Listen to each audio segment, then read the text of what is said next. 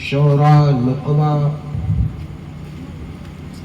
و جملہ دور و نزدیک سے اس شامیانہ رحمت میں تشریف فرما، جملہ غلامان آل مصطفیٰ و جملہ پردہ نشین خواتین اسلام، السلام علیکم ورحمۃ اللہ وبرکاتہ۔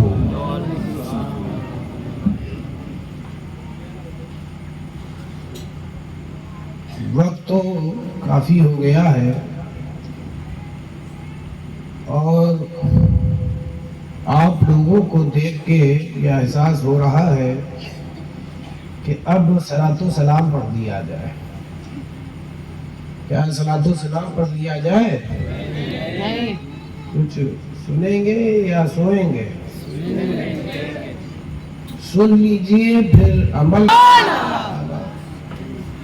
اگر قبر میں چین سے سونا ہے تو پھر دنیا میں بیدار رہنا ہوگا۔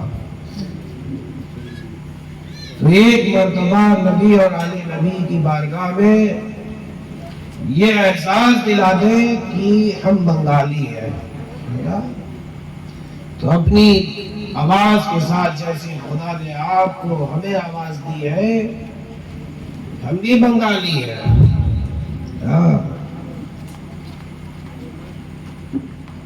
تو ہم مل کر کے نبی کی بارگاہ میں درود پاک کا نذرانہ پیش کرتے ہیں۔ پڑھیے اللہم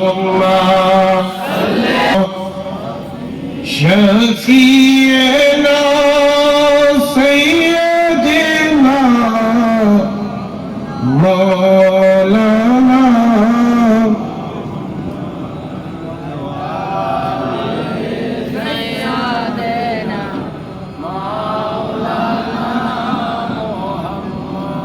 صلی اللہ تعالی علیہ وسلم۔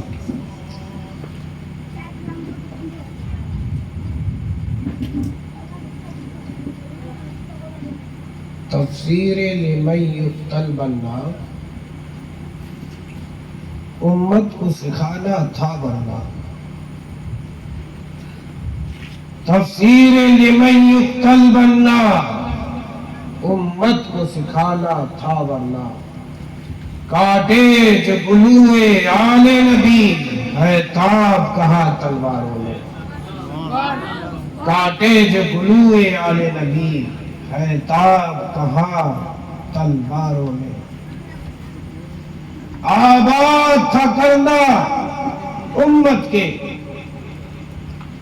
آباد تھا کرنا امت کے، داراج شدہ گھر کو ورنہ۔ خیموں کو جلا دے انگارے، جرت یہ کہا انگاروں میں۔ خیموں کو جلا دے انگارے، جرت یہ کہا انگاروں میں۔ تفسیر لمن یقتل بننا، امت کو سکھانا تھا ورنہ۔ کاٹے جو گلوئے آل نبی، ہے تاب کہاں تلواروں میں۔ بیمار سی حالت دیکھ کے تم بیمار نہ سمجھو عابد، بیمار سی حالت دیکھ کے تم بیمار نہ سمجھو عابد کو۔ ہوتے ہیں مسیحا وقت کے جو عابد ہیں انہی بیماروں میں۔ ہوتے ہیں مسیحا وقت کے جو عابد ہیں انہی بیماروں میں۔ انسان کو بیدار تو ہو لینے دو ذرا، ہر قوم پکارے گی ہمارے ہیں حسین۔ اللہم صلی علی سیدنا و شفیعنا و مولانا محمد معدن الجود والکرم کما تحب و ترضا بان تصلی علیہ۔ صلاۃ و سلام علیک یا رسول اللہ صلی اللہ تعالی علیہ وسلم۔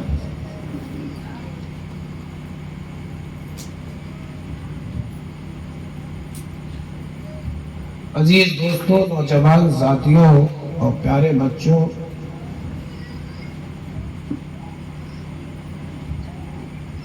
آپ نے واقعہ کربلا کو سنا، یہ محفل سجائی، مقررین آئے اور انہوں نے اپنے انداز سے واقعات کو بیان کیا، اور واقعات کو بیان کیا تو اس سے یہ معلوم ہوا کہ اہل بیت مصطفیٰ پر ظلم ہوا۔ ایک ظالم قوم نے چند خدا رشیدہ بندوں پر ظلم کیا، پیاسا رکھا، بھوکا رکھا، جانیں لی، واقعات سماعت کیے۔ یہ حادثہ جو اہل بیت اطہار کے اوپر گزرا، اس کو سننے والا ہر ایک مومن غمزدہ ہوا، آنکھیں اشکبار ہوئی۔ یوں تو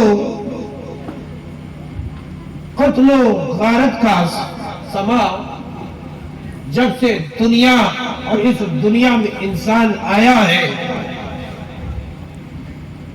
کسی قاتل نے کسی مقتول کا قتل کیا،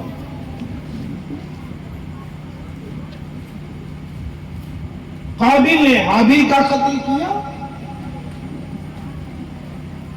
قتل کا آغاز یہیں سے ہوا تو دنیا میں کوئی ایسا گوشہ باقی نہ رہا کہ جہاں پر کسی ظالم نے اپنے ظلم کی نشانی نہ چھوڑی ہے۔ جہاں ظالم جنما اس نے ظلم کیا، لوگوں پر اتیاچار کیا، لوگوں کو قتل کیا۔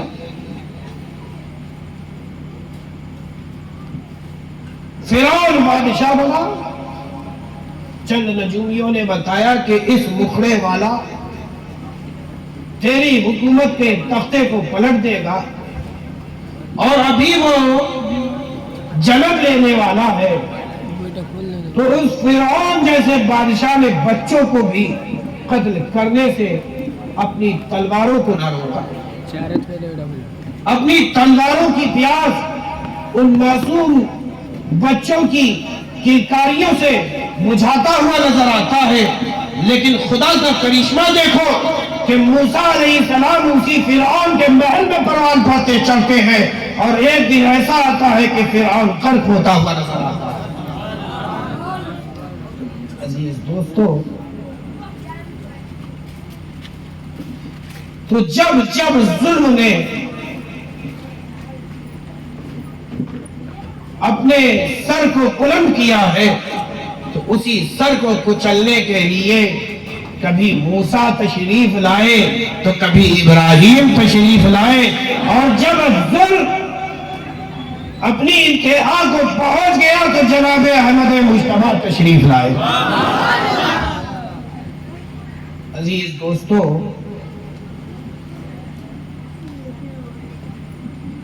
لیکن کچھ ایسے بھی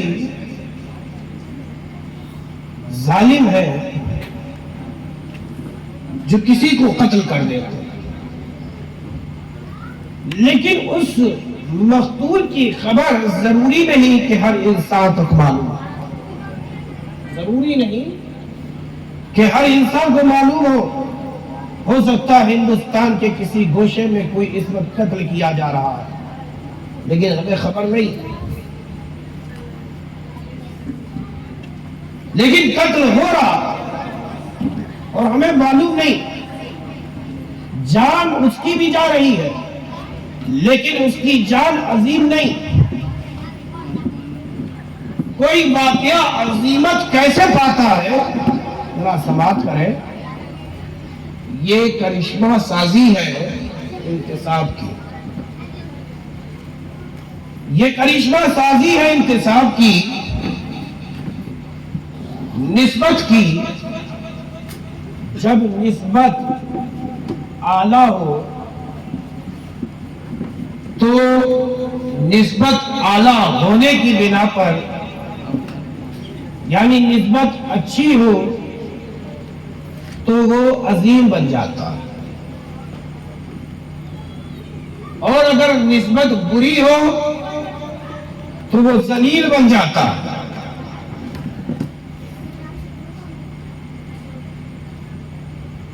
ایک مثال میں دیتا ہوں، خدا کرے آپ کے سمجھ میں آ جائے۔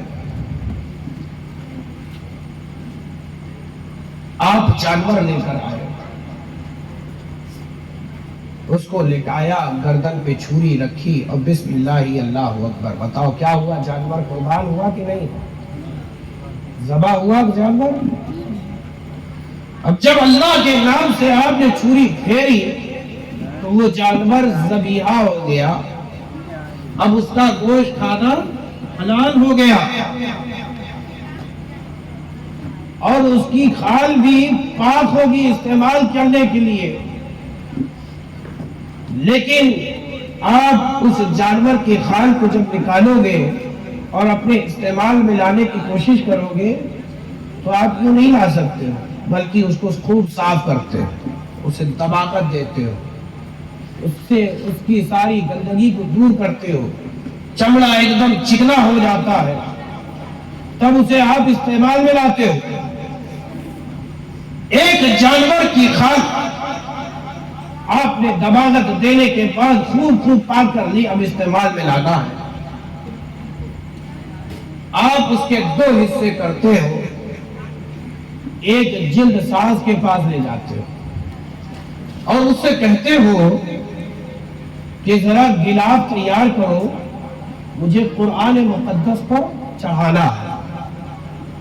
اور ایک جوتے ساز یعنی موچی کے پاس جاتے ہو اور کہتے ہو کہ اس چمڑے سے میرے لیے ایک جوتی تیار کرو۔ چمڑا ایک ہی ہے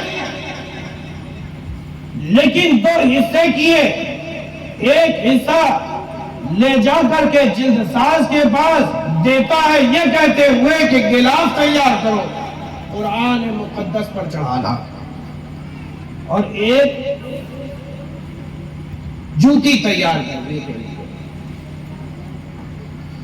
اب جب غلاف تیار ہو گیا، جلد ساز کے پاس گیا تو جا کر کے کہتا ہے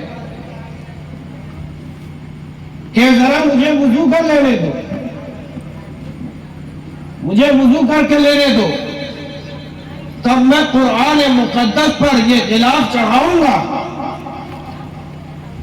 وضو کرتا ہے، غلاف کو قرآن مقدس پر چڑھاتا ہے۔ اب صرف چڑھا کر رکھتا ہی نہیں ہے بلکہ اس کو اپنی آنکھوں سے لگاتا ہے، اپنے لبوں سے بوسہ دیتا ہے، اپنی پیشانی پہ لگاتا ہے، اپنے سینے پہ رکھتا ہے، اپنے سر کا تاج بناتا ہے۔ اب جوتا ساز کے پاس جاتا ہے، جوتی تیار ہو جاتی ہے۔ اب جب جوتی تیار ہو جاتی ہے تو وہ یہ نہیں کہتا کہ لا میں وضو کر لوں، بلکہ وہ موچی سے لیتا ہے اور اسے اپنے پیروں میں پہن کر کے دیکھتا ہے اور زمین سے رونتا ہے۔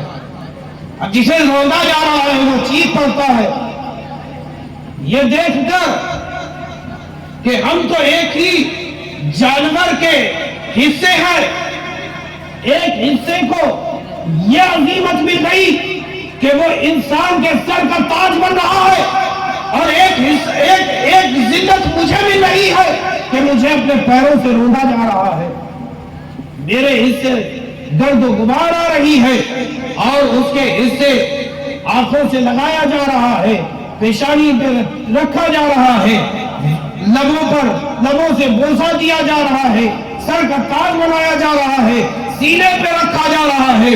ہم بھی تو اسی جانور کے حصے ہیں، ہم بھی تو اسی جانور کے ایک حصے ہیں۔ جیسے ہی چیخا تو قرآن مقدس سے لپٹا ہوا وہ غلاف کہتا ہے، اے نادان سن، تجھے اس حضرت انسان کے قدموں سے نسبت ہے اور مجھے رب کے کلام پاک سے نسبت ہے۔ تو معلوم یہ چلا کہ جب نسبت اعلیٰ ہوتی ہے تو شے کو ممتاز بنا دیتی ہے، تو شے کو ممتاز بنا دیتی ہے، خود اعلیٰ بنا دیتی ہے۔ اچھا اگر نسبت بری ہوتا، اچھا میں دیکھنا چاہتا ہوں کہ اس محفل میں کوئی حاجی صاحب ہے یا نہیں؟ ہاتھ اٹھائیں جنہوں نے حج کیا ہو. حاجی صاحب کوئی ہے؟ ایک حاجی صاحب دکھے. اور نہیں کوئی گیا ہے؟ نہیں کوئی گیا ہے تو سن لو، انشاءاللہ ضرور بھی ضرور آپ حج کو جائیں گے. حج کو جانا ہے کہ نہیں جانا؟ ہاتھ اٹھاؤ نا جس کو جانا. انشاءاللہ. کیوں حاجی صاحب دوبارہ نہیں جانا ہے؟ جانا ہے؟ کوئی نہیں کہتا کہ نہیں جانا ہے. جو جاتا ہے وہ بھی کہتا ہے، جو نہیں جاتا وہ بھی کہتا ہے شہر مدینہ کچھ ایسی ہی بستی ہے. عزیز دوستو، اب حاجی صاحب حج کے لیے گئے تو مختصر میں بیان کروں. حاجی صاحب کنکریوں کو جمع کرتے ہیں اور ایک جگہ پہ جاتے ہیں جہاں پہ 3 پلر ہیں، 3 ستون ہیں، اور تینوں ستون پہ وہ کنکریاں مارتے ہیں. اب حاجی صاحب سے پوچھو بھائی کیوں کنکریاں مارتے ہو؟ تو حاجی صاحب کہیں گے کہ یہاں ہم کنکریاں ان ستون کو نہیں بلکہ شیطان کو مارتے ہیں. شیطان کو کنکری مارا ہے، بہت پریشان کیا ہے، بڑے وسوسوں میں ڈالا ہے، بہت گناہ ہم سے کروایا ہے. آج موقع ملا ہے، آج یہ سامنے آیا، ماروں گا تو. کنکریوں سے بھی کچھ حاجی صاحب تو اتنے جوش میں آ جاتے ہیں کہ جوتا چپل جو ہاتھ میں آتا ہے اس سے کھینچ کے مارنا شروع کر دیتے ہیں. ان سے پوچھنے پہ پتا چلتا ہے کہ وہ کہتے ہیں کہ ہم شیطان کو مار رہے ہیں. تو شیطان کو وہ بظاہر نہیں مار رہے ہو. شیطان اس جگہ پہ ایک مرتبہ آیا تھا، ایک دفعہ، دوبارہ کبھی اس جگہ پہ نہیں آئے گا. ایک دفعہ آیا تھا جب ابراہیم خلیل اللہ اپنے بیٹے اسماعیل ذبیح اللہ کو ذبح کے لیے لے جا رہے تھے. ابراہیم خلیل اللہ کو وسوسہ دینے کے لیے وہاں آیا. اب جو ابراہیم خلیل اللہ نے کنکری ماری تو آج تک یہ امت مار ہی رہی. ہم شیطان کو نہیں لیکن اس جگہ کو مار رہے ہیں. اس شیطان کی نسبت اس جگہ سے جب ہو گئی تو اب نحوست کی جگہ ہو گئی. اب وہ جگہ شیطان سے نسبت رکھتی ہے، اس لیے اسے کنکری مارا جا رہا ہے. تو اے میرے پیارو، اگر نسبت اچھی ہو تو تمہیں عزت دلاتی ہے، اور اگر یہی نسبت بری ہو تو تمہیں ذلیل و خوار کرتی ہے. عزیز دوستو،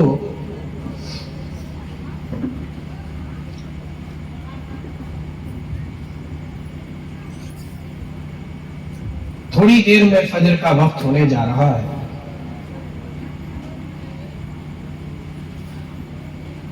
آپ سننا چاہتے ہیں؟ سنیں گے کہ نہیں سنیں گے؟ کتنے لوگ نہیں سنیں گے؟ ہاتھ اٹھائیں.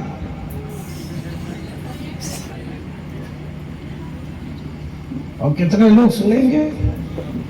ماشاءاللہ. ایک مرتبہ درود پاک پڑھنے پڑی. اللہ احسب الناس ان يتركوا ان يقولوا آمنا وهم لا يفترون. کیا لوگ گمان کرتے ہیں کہ چھوڑ دیے جائیں گے کہ وہ کہیں کہ ہم ایمان لے آئے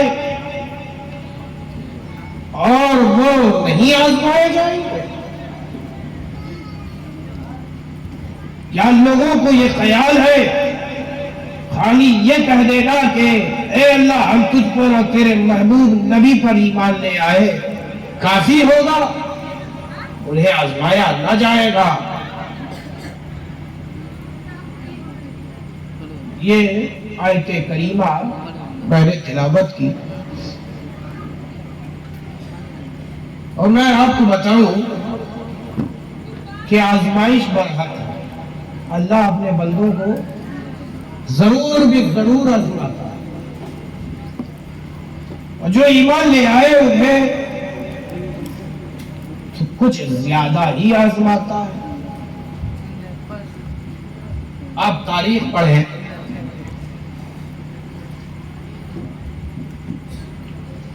تو کچھ ایسے بھی مرد مجاہد آپ کو نظر آئیں گے جو یہ کہے آمنت باللہ و رسولہ، کہ ہم اللہ اور اس کے رسول پر ایمان لے آئے۔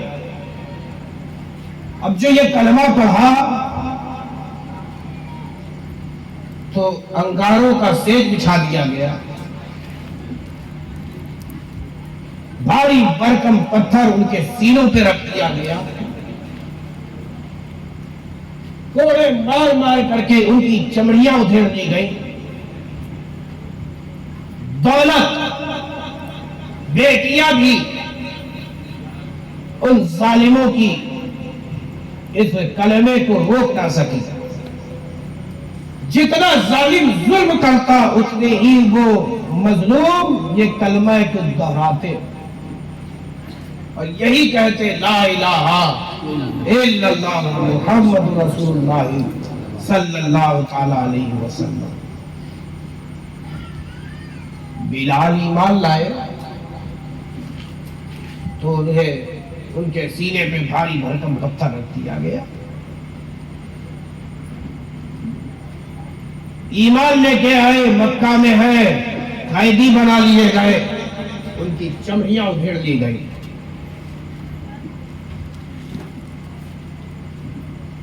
یہ تو وہ لوگ ہیں جو کہہ رہے ہیں آمنت باللہ، ہم ایمان لائے اللہ پر ورسولہ اور اس کے رسول پر، تو ان پر ایسی آزمائش ہے۔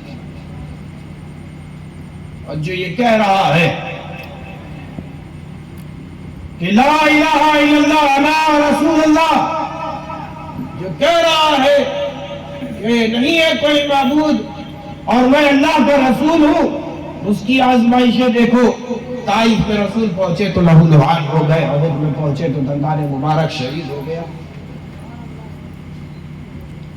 آزمائشیں ایسی کہ فارا کی چوٹی پہ کھڑے ہو کے رسول نے جب اعلان کیا تو ان کے گھر والے ہی اس سے انکار کر بیٹھے۔ خاندان نے بائیکاٹ کیا، لیکن پھر بھی رسول اعظم نے دین کی تبلیغ نہیں کی۔ مکہ جو پیدائش گاہ ہے رسول اعظم کی، یہاں تک کہ ہجرت کرنا پڑا، مدینہ پہنچے۔ اے میرے پیارو، یہ اسلام تمہیں سجا سجایا مل گیا ہے تو آج ہمیں اس کی قدر نہیں۔ اے میرے پیارو، اپنے ماضی کو دیکھو، اپنے اسلاف کو دیکھو، بڑا ظلم ان پر کیا گیا، لیکن پھر بھی ان سے ایمان کی دولت وہ ظالم چھین نہ سکے۔ کیوں؟ کیونکہ ان کے دل میں رسول کی محبت رچی بسی ہوئی تھی۔ یہ ڈاکو، یہ لٹیرے اولاد اور مال اور جان کو تو لے سکے، لیکن ان سے ایمان کی دولت نہ چھین سکے۔ اے میرے پیارو، آزمائشیں اللہ تبارک و تعالیٰ لیتا رہا، لے رہا ہے اور لیتا رہے گا۔ اب یہ آزمائشیں کیسی ہوگی؟ تو رب تعالیٰ نے قرآن مقدس میں ارشاد فرمایا فَلَنَبْلُوَنَّكُمْ بِشَيْءٍ مِّنَ الْخَوْفِ وَالْجُوعِ وَنَقْصٍ مِّنَ الْأَمْوَالِ وَالْأَنفُسِ وَالثَّمَرَاتِ وَبَشِّرِ الصَّابِرِينَ۔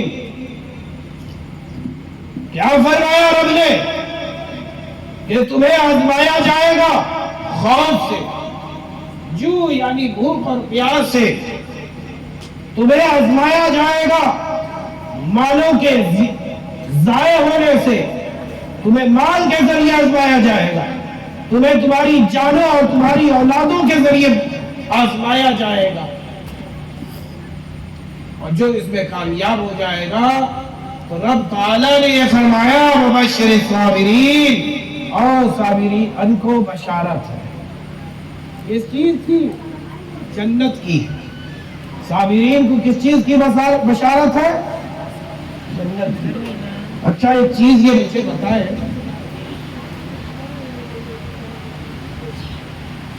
دنیا کا نظام بھی دیکھیں،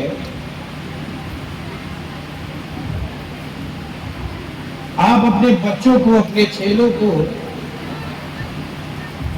اسکول بھیجتے ہو کہ نہیں بھیجتے؟ مدرسہ بھیجتے ہو کہ نہیں بھیجتے؟ آپ خود بھی پڑھے ہو کہ نہیں پڑھے؟ خالی آپ کا استاد، آپ کا ٹیچر آپ کو پڑھا دے اور پڑھانے کے بعد آپ سے ایسا ہوتا ہے کہ آپ سے کوئی امتحان نہیں لیا جاتا؟ ارے بولو نا بھائی، بنگال میں امتحان ہوتا ہے کہ نہیں ہوتا ہے؟ کہ خالی بچے اسکول جاتے ہیں، پڑھتے ہیں اور دوسری کلاس پہنچ جاتے ہیں؟ ارے بولو نا بھائی، امتحان ہوتا ہے، اور جو بچہ کامیاب ہوتا ہے اپنے امتحان میں تو اس کے درجے کو بلند کیا جاتا ہے۔ پہلے وہ پہلی کक्षा میں تھا، اب پہلی کक्षा سے ہو کر وہ دوسری کक्षा میں پہنچتا ہے، پھر دوسری سے تیسری، تیسری سے چوتھی، چوتھی سے پانچویں، پانچویں سے چھٹی، یہاں تک کہ وہ امتحانات دیتا چلا جاتا ہے اور کامیابی کے ساتھ ساتھ اس کے درجے بھی بلند کیے جاتے ہیں۔ تو اللہ تبارک و تعالیٰ کے یہاں جب ہم کہتے ہیں کہ اے اللہ ہم تجھ پر ایمان لے آئے، تیرے رسول پر ایمان لے آئے، تو اب ہوگا تمہارا امتحان، کیا تم اپنے امتحان میں کامیاب ہوتے ہو کہ نہیں؟ جب بندہ کامیاب ہوتا ہے تو اس کے مرتبے کو بلند کر دیا جاتا ہے۔ جب مرتبے بلند ہوتے ہیں خدا کے یہاں تو کوئی ابدال بنتا ہے، تو کوئی قطب بنتا ہے، تو کوئی غوث بنتا ہے، مرتبے بلند ہوتے ہیں۔ سب سے پہلے وہ مومن ہوتا ہے، پھر بعد میں کہیں جا کر کے وہ غوث و خواجہ بنتا ہے۔ اور میرے پیاروں، امتحانات ہو گئے، یہ بڑے سخت امتحانات ہیں۔ اللہ آزمائے گا خوف سے، بھوک پیاس سے، اللہ آزمائے گا مالوں کے ضائع اور مالوں کے نقصانات سے، اللہ آزمائے گا اولادوں کے قتل ہونے سے، اللہ آزمائے گا جانوں سے۔ یہ 5 امتحان کتنے ہیں؟ اچھا یہ بھی آپ کو چلتے چلتے بتا دوں کہ ضروری نہیں کہ اللہ تبارک و تعالی ہر ایک بندے سے یہ 5 امتحان لے لے، ضروری نہیں، ضروری نہیں کہ اللہ تبارک و تعالی تم سے یہ 5 امتحان لے لے، لیکن اللہ چاہے تو لے بھی سکتا ہے، اللہ چاہے تو تم سے لے بھی سکتا ہے۔ اے میرے پیارو، اللہ تبارک و تعالیٰ نے پورے سال میں ایک ایسا مہینہ رکھا رمضان المبارک کا کہ جس میں مومنین روزہ رکھتے ہیں۔ بھوک اور پیاس روزے کی حالت میں انہیں لگتی ہے کہ نہیں لگتی؟ ارے بولو نا بھائی، لیکن سامنے چیز موجود ہو، توجہ چاہوں گا، سامنے چیز موجود ہو، آپ کے نفس کی چیز آپ کے سامنے رکھی ہوئی ہے اور آپ اس پر قدرت بھی رکھتے ہو، لیکن کوئی کہے کہ کھاتے کیوں نہیں، تو تم کیا کہتے ہو کہ میں روزے سے ہوں، اللہ کا حکم ہے اور میں اس پر راضی ہوں، اور اللہ کے حکم ہی سے میں کھاتا ہوں اور اللہ ہی کے حکم سے میں پیتا ہوں۔ اللہ نے منع فرمایا ہے کہ نہ کھاؤ، نہ پیو، نہ جمع کرو، تو ہم نہ کھاتے ہیں، نہ پیتے ہیں، نہ جمع کرتے ہیں۔ کیوں؟ کیونکہ اللہ کا حکم ہے فجر کے بعد سے مغرب سے پہلے تک مومنین روزے دار صائم نہ کھاتا ہے، نہ پیتا ہے، نہ جمع کرتا ہے۔ کیوں نہیں کھاتا پیتا؟ تو کہیں گے کہ ہم اللہ کے حکم پر راضی ہیں۔ اب میں یہاں پر ایک بات کہنا چاہتا ہوں کہ وہ لوگ جو اعتراض کرتے ہیں کہ حسین جو کہ مشکل کشا ہے تو اپنی مشکل کو دور کیوں نہ کر سکے؟ کہ اولادیں بھوکی اور پیاسی ہے، کیوں نہیں انہیں کھانا اور پینا پانی پرووائڈ کر سکے؟ کیوں وہ بھوکے اور پیاسے رہے؟ کیوں رسول اعظم نے ان کی مشکل کشائی نہ کی؟ کیوں مولا کائنات نے ان کی مشکل کشائی نہ کی؟ میں یہاں پر کہنا چاہتا ہوں کہ یہ اہل بیت اطہار کے لیے مشکل تھی ہی کب؟ یہ اہل بیت اطہار کے لیے مشکل تھی ہی کب؟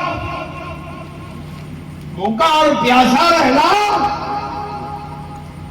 یہ ہمارے لیے مشکل کام نہیں ہے۔ عزیز دوستو،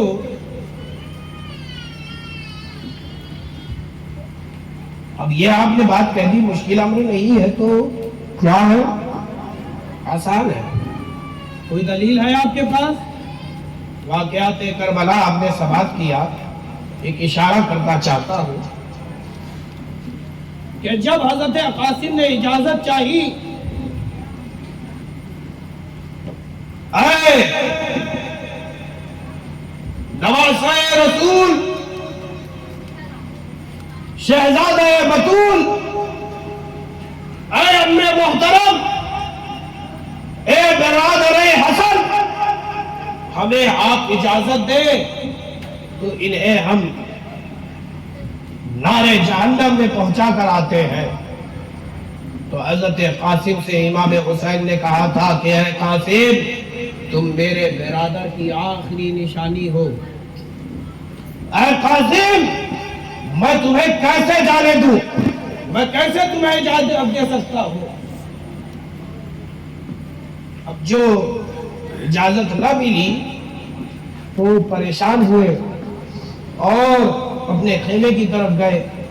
آپ کی پھپھو نے کہا کہ تمہیں تمہارے والد نے تعویذ دی تھی اور یہ تم سے کہا تھا کہ جب تمہیں کوئی مشکل آ جائے تو ایک بار اسے کھول کر کے دیکھ لینا، ایک بار اسے کھول کر کے دیکھ لینا۔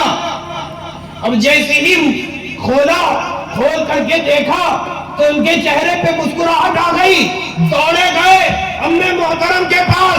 اے حسین ابن علی، اب میں گزارش لے کر نہیں آیا ہوں بلکہ آیا ہوں تو آپ کے ساتھ حکم حسن لے کر کے آیا ہوں، اپنے باپ کا حکم لے کر کے آیا ہوں، یہ لیجئے۔ اب جیسے ہی دیکھا آنکھیں اشکبار ہو گئیں۔ یہاں پر میں بتانا چاہتا ہوں کہ اہل بیت اطہار کو بھوک اور پیاس سے پریشانی نہ تھی، بلکہ اگر پریشانی تھی تو امام حسین کے روکے جانے سے پریشانی تھی۔ عزیز دوستو،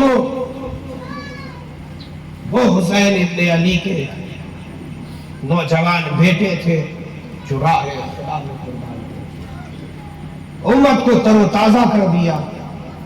تو ہماری پریشانی نہ بھوک ہے نہ پیاس ہے، ہماری اصل پریشانی ہے تو عقبہ کی پریشانی۔ ہمیں آخرت کی فکر ہے کہ ہمارا انجام کیا ہوگا۔ لیکن سنو، میں یہاں پر بتانا چاہتا ہوں کہ جب بندہ مومن یہ 30 دن روزہ رکھ کر خدا کے حکم کے مطابق زندگی گزارتا ہے تو اللہ تبارک و تعالیٰ ایک دن ایسا کر دیتا ہے جو ان بندوں کے لیے عید کا دن ہوتا ہے، جو بندوں کی عید کا دن ہوتا ہے، خوشیوں کا دن ہوتا ہے۔ اے میرے پیارو، ذرا سوچو، جب بندہ مومن ایک مہینہ اللہ کی رضا کے لیے اگر اللہ کے حکم پر زندگی گزارے تو اللہ تبارک و تعالیٰ اسے انعام دیتا ہے۔ اب ذرا سوچو، اگر جو بندہ پوری زندگی اللہ کے حکم کے مطابق زندگی گزارے تو نہ جانے اسے خدا کیسے کیسے انعامات عطا فرمائے گا۔ میرے پیارو، کتنا بج رہا ہے؟ ایک مرتبہ درود پاک پڑھیے، اللہم صلی۔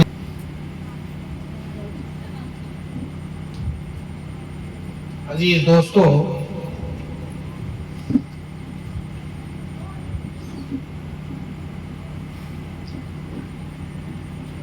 میں نے بات کی تھی نسبت کی، اگر نسبت اعلیٰ ہو تو اسے ممتاز بنا دے، لیکن امام علی مقام امام حسین علیہ السلام خود نسبتی ہے کہ جسے حسین ابن علی سے نسبت ہو جائے وہ ممتاز ہو جائے. میرے حسین کا نسب اعلیٰ،